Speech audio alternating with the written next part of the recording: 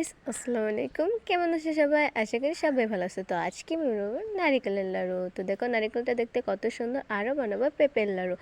তো এখন আমি পেঁপেগুলো পেরে নেব।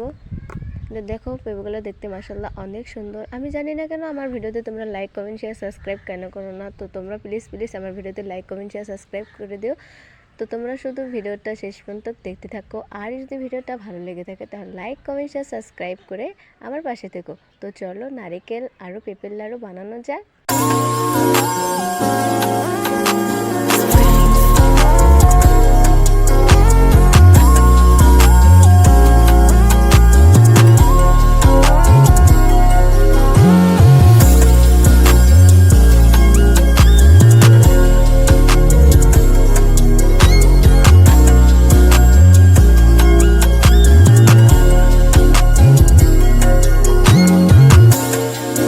হাই গাইস, আসসালামু আলাইকুম। কেমন আছে সবাই? আশা করি সবাই ভালো আছে। তো আজকে আমি বানাবো আলু দিয়ে ডিম কষা।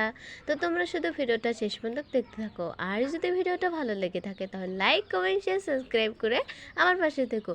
তো চলো আলু দিয়ে ডিম কষা বানানো যাক।